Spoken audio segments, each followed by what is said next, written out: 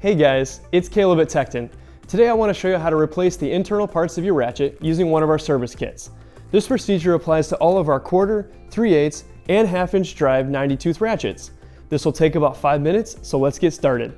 In your ratchet service kit, you'll find 2 faceplate screws, a gear and tang, which may be quick release or non-quick release depending on your ratchet, a single floating pawl, a switch pin and spring, a switch ball and spring, a star bit, a small tube of grease, and a washer.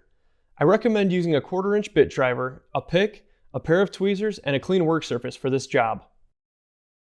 To begin, remove the 2 faceplate screws using the supplied star bit. Remove the faceplate.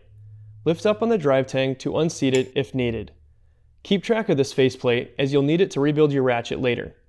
Next, remove the washer. Remove the drive tang, and then remove the pawl. Remove the switch pin and spring.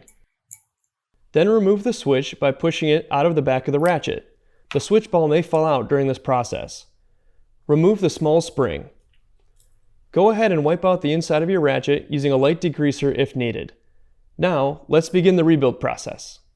Start with a small tube of grease and a pick. Holding the ratchet upright, apply grease to the small spring hole. This will ensure that the spring and ball move freely. Go ahead and wipe any excess grease. Then, install the small spring and place the ball on top of the spring.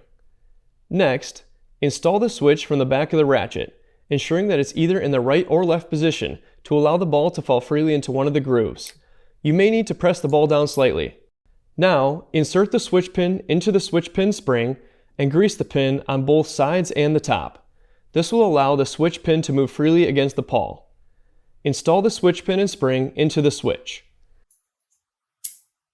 Set the ratchet back down on your work surface and set the pawl into the ratchet over the switch pin. Install the drive tang, pushing down on the pawl as you put it in. At this point, make sure the inside of your ratchet looks like this, with the pawl depressing the switch pin. Do not grease the pawl or gear. These are designed to operate without grease. Next, install the washer over the drive tang and put the faceplate back on. Make sure the faceplate is flush all the way around. Lastly, install the 2 faceplate screws. I recommend making the first one finger tight before installing the second one, and then tighten them both down. Remember, these are small screws and don't require a lot of torque. Okay guys, we're done rebuilding our ratchet. It's as good as new. Thanks for watching and we'll see you next time.